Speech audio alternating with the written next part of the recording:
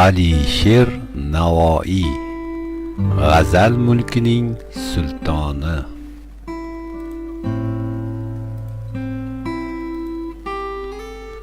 Buyuk o'zbek shoiri, mutafakkir, davlat arbobi Alisher Navoiy 1441-yilning 9-fevralida Hirot shahrida tug'ilgan.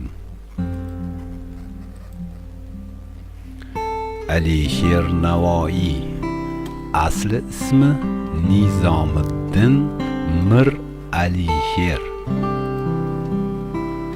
Otasi G'iyosiddin Bahodir Xuroson hukmdori Abdulqosim Boburning yaqinlaridan, onasi Qobil amirzodalaridan Shayx Abu Said Changning qizi 4 yoshida maktabga borib tez savod chiqargan bo'lajak podshoh Husayn Boyqaro bilan tarbiyalangan. Tog'alari Mir Said Qobuli, Muhammad Ali G'aribiylar yetuk shoir edilar. Alisher Navoiy 10-12 yoshlaridan she'r yoza boshlagan.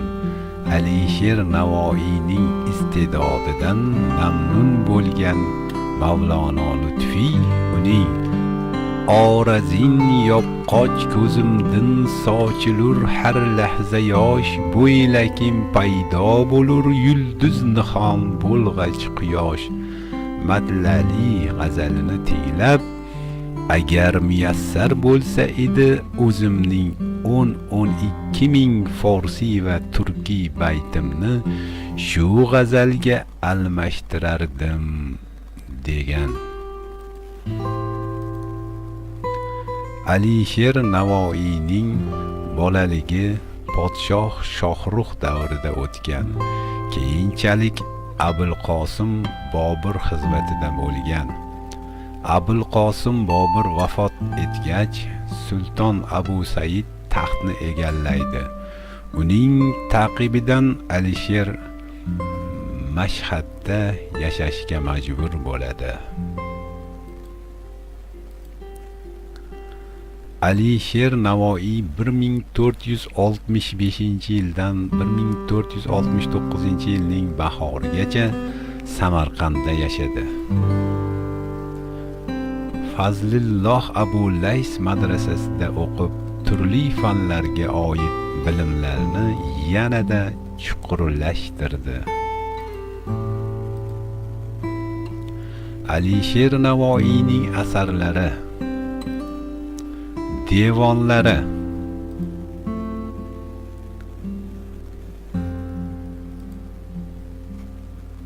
ilk devon Badoe-ul Bidoya, Navodir-ul Nihoya, Hazoyin-ul Maali, Devoni Foni, Hamza asari, Nasoim-ul Muhabbat, Lisonu Dayr, Munshaotdir hamda Mahbub-ul Qulub devonlarini eslab o'tishimiz mumkin. Adabiyotshunos, olim, taskirachi, lug'atshunos, tarixchi sifatida yozgan asarlari: Tarixi mulki ajam, Tarixi anbiyo va hukamo, Mezon-ul Avzon, Majolis-un Nafois, Sab'atu Abhur, Muhokamatul Lug'atayndir. 1469-yilda Alisher Navoiy Hirotga qaytdi. Husayn Boyqaro uni muhrdorlik mansabiga tayinladi. 1472-yil Husayn Boyqaro Alisher Navoiyni bosh vazir qilib tayinladi. Unga Amir Kabir unvonini berdi.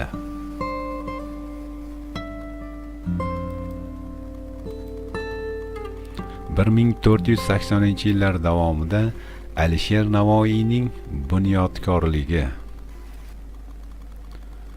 Hirot va mamlakatning boshqa shaharlarida bir necha madrasa, 40 ta rabot, 17 masjid, 10 xonaqoh, 9 ta hammom, 9 ta ko'prik, 20 ga yaqin hovuz qurgan yoki ta'mirlattirgan.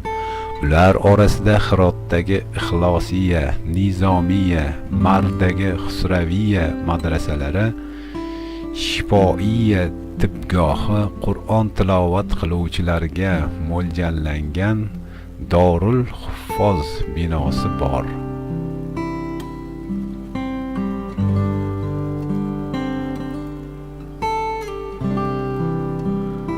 Saroy ayonlari shoir va podshoh orasida nifoq solishga urinadilar. 1487-yilda Husayn Boyqaro Navoiyni vazirlikdan bo'shatib, Astrobodga hokim qilib tayinlaydi. Navoiy hokimlik qilgan 2 yil davomida Astrobod shahri obodonlashib, qo'shni davlatlar bilan yaxshi munosabatlar o'rnatildi. Savdo ishlari yo'lga qo'yildi.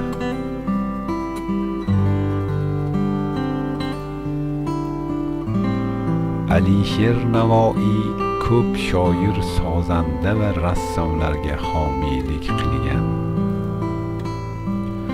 Suhayli, Osafai, Binoi, Noi, Udi, G'ijjakilar ana shular jumlasidandir.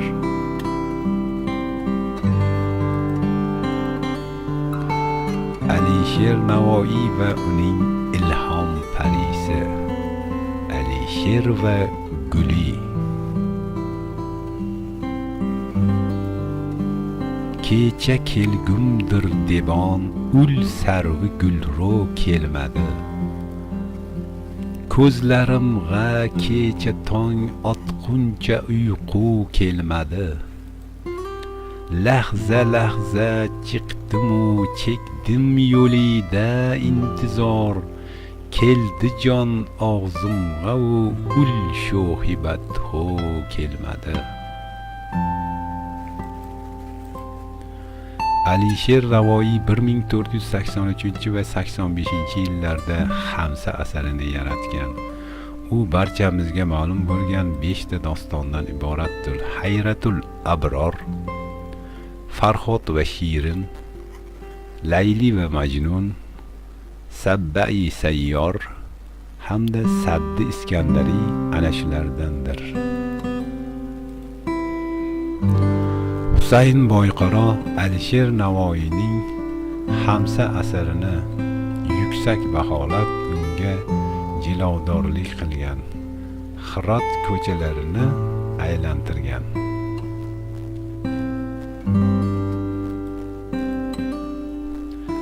Alisher Navoiy 1501-yil 3-yanvarda vafot etgan.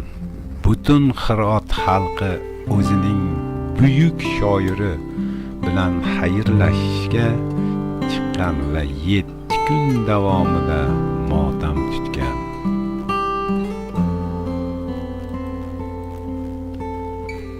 Alisher Navoiyga Moskva va Baku shaharlarida haykal o'rnatilgan.